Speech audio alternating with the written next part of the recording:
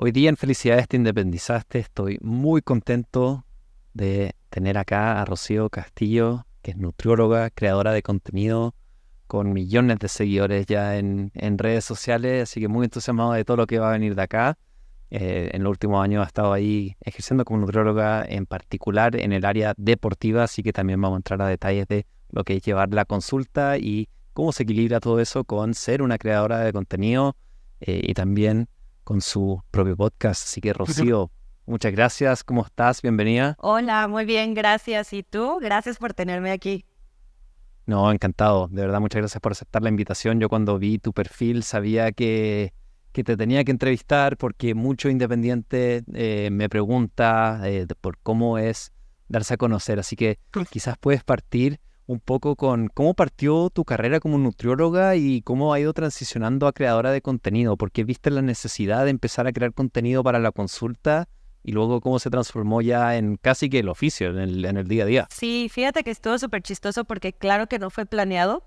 Yo empecé a crear contenido en redes en el 2018 y en realidad fue porque quería abrir mi consultorio físico. Yo vivo en Morelia y en México y fue como una idea de promocionar que ya iba a abrir mi consultorio y todo esto porque yo venía de 3 años atrás estar de un trabajo en otro, en un trabajo en otro y me di cuenta que lo mío era como independizarme, ¿no? Ya crear mi propia fuente de ingresos. Entonces, platicando con una prima, fue como, abre tus redes sociales para que tus amigos, tus primos, tus tíos, todo mundo sepa que ya renunciaste al trabajo Godín y vas a abrir tu consultorio. Pero la idea era física. Entonces empecé a compartir tips de nutrición y demás y empezaron a llegarme pacientes, pero pacientes en línea. Realmente no era mi idea, ni siquiera por aquí, por la cabeza me pasaba que podía ser algo viable, pero al final del día las mismas personas me empezaron a pedir ese servicio y empecé en línea con personas de otras ciudades al principio y fue creciendo poco a poquito que de repente ya jamás pude abrir mi consultorio físico porque me llené la agenda de consultas en línea. Wow, Ujú. qué increíble. ¿Y cuál fue la primera red del 2018? ¿Qué había en esos momentos? Fíjate que fue Instagram y Facebook. Mm, Fue ya. Instagram y Facebook durante 3 años y abrí YouTube, pero la verdad es que lo abandoné un poquito. Y ya en el 2020 empecé, pues fue pandemia y empecé con TikTok, pero yo empecé el clásico lip sync y empecé el clásico bailecito, o sea, como para desestresarme en la pandemia.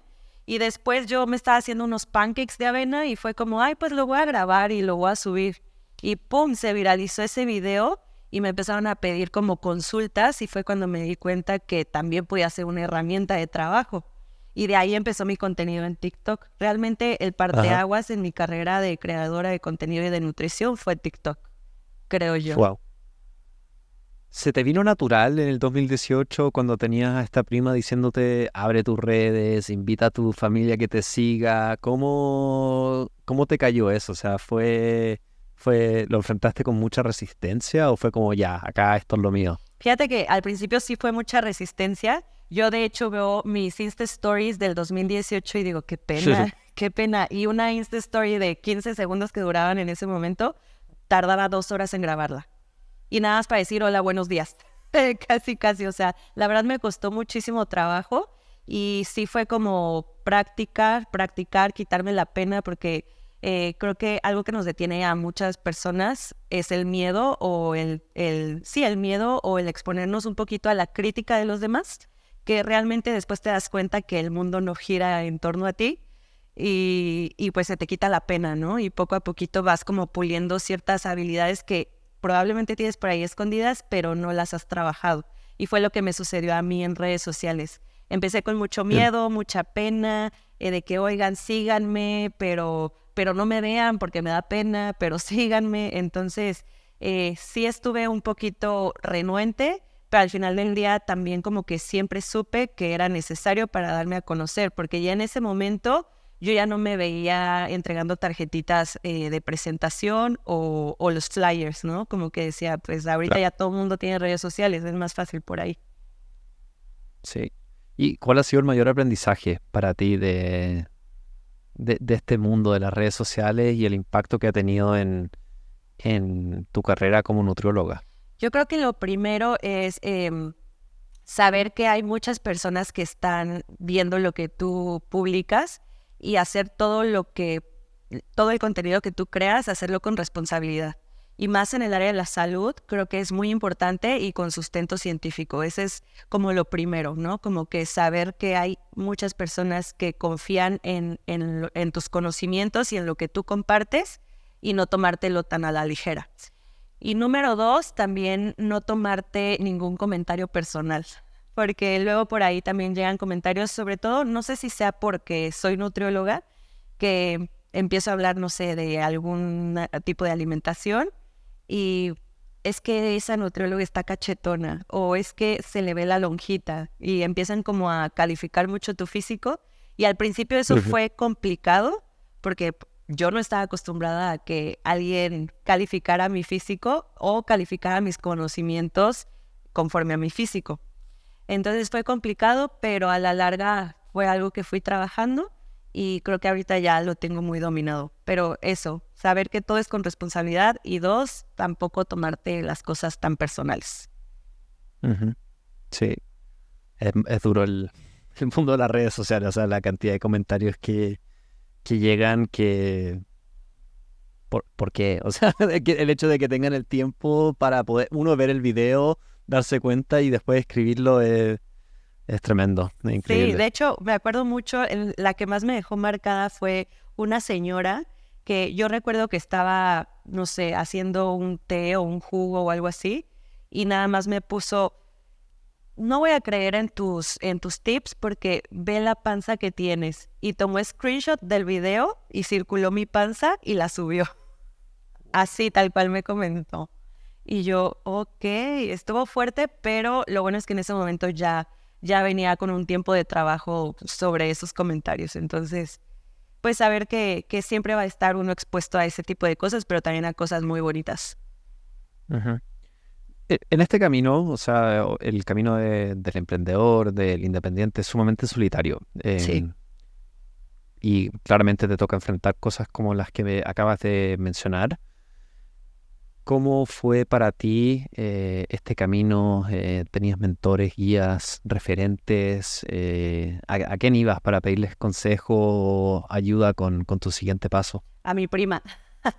Mm, Fíjate que ella no se dedica para nada a redes sociales, pero es muy creativa. ujú.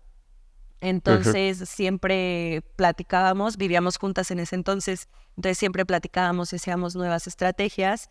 Em, la verdad es que nunca me metí como a un curso o algo para aprender más de redes sociales. Fue como muy empírico, fue como darle clic a todo, subir el post súper pixeleado, después subirlo sin sonido. Fue todo un proceso de aprendizaje, pero creo que es el aprendizaje más genuino, ¿no? El que tú vas creando contigo solita y al final del día me funcionó mucho porque ya no le tengo miedo a plataformas nuevas, ¿no? Ujú.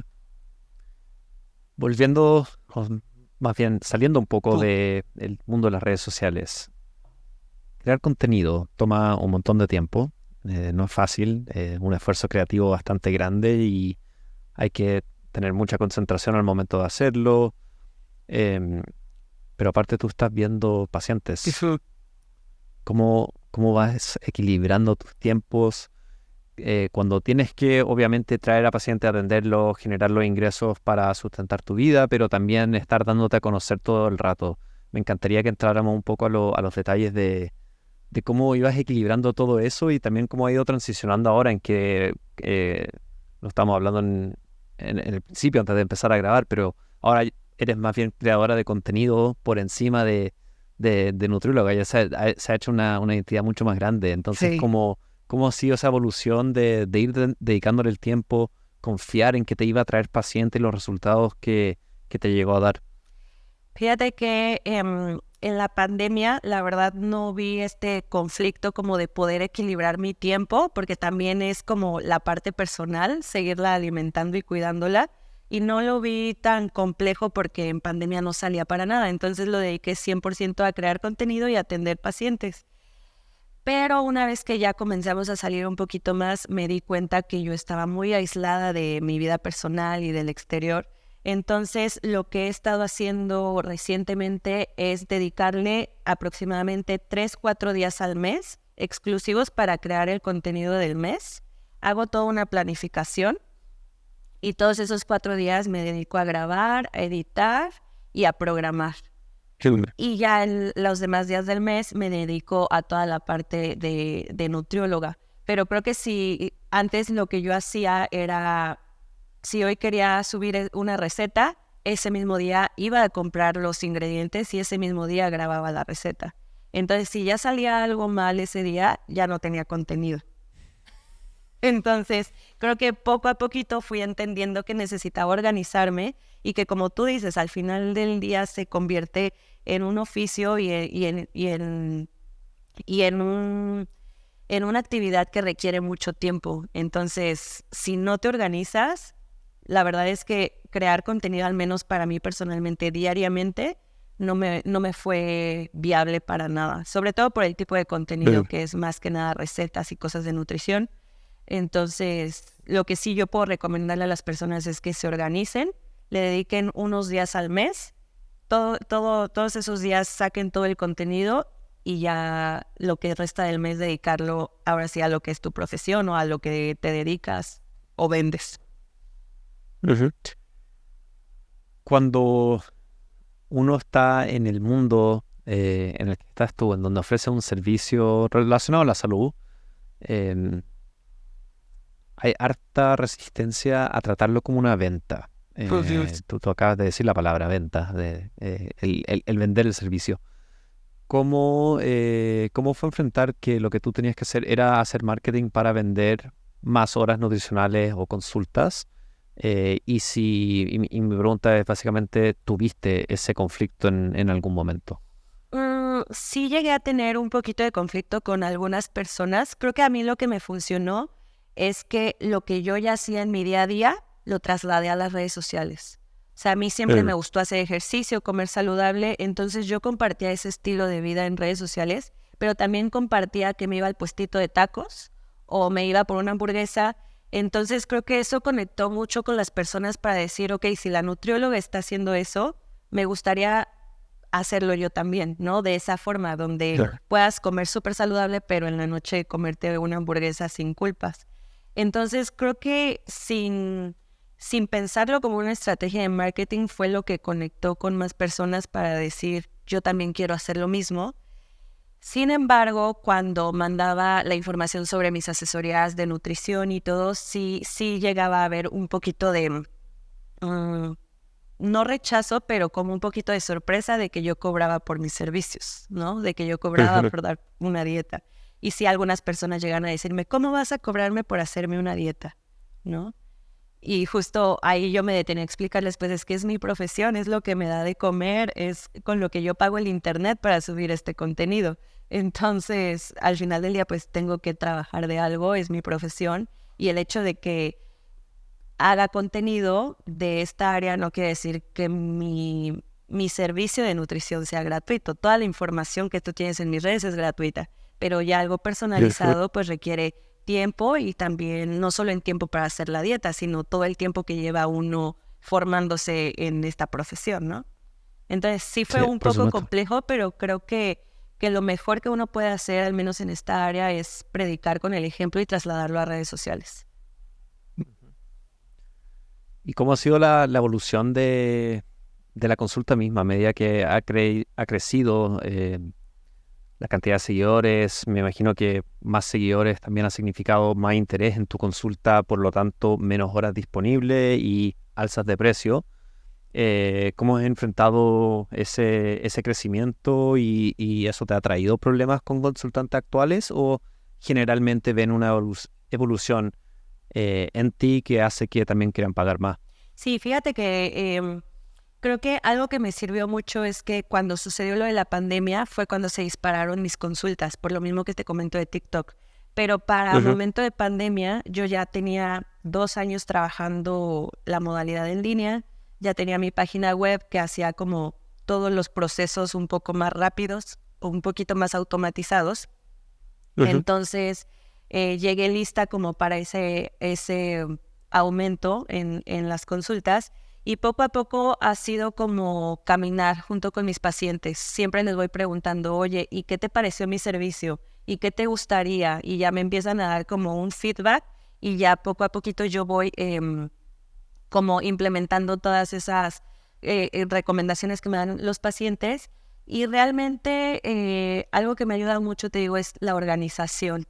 O sea, muchas veces me dicen mis amigas, es que ¿de dónde sacas tanto tiempo? Y yo, es que sí se ocupa tiempo, pero creo que un tiempo bien utilizado, ¿no? Entonces, hasta el momento no he tenido mayor problema. Creo que lo he llevado bastante bien en tema de organización y de pacientes. Y pues nada, creo que lo importante también es como automatizar estos procesos que para agendar la consulta, para tales cositas que igual te pueden quitar un poquito más de tiempo, ya tenerlos automatizados para una dedicarse nada más a ver al paciente y darle su dieta, ¿no? Y evaluarlo. Sí, exacto. Estoy completamente de acuerdo. Es lo óptimo, y también te abre los espacios para el calendario de justamente no tener que estar pensando en eso. O sea, si no estás creando contenido y el teléfono entra WhatsApp, quiero agendar, quiero reagendar. Como te pago, no voy a llegar, lo que sea, se distrae uno y la creatividad se nos va por completo. Totalmente. Sí.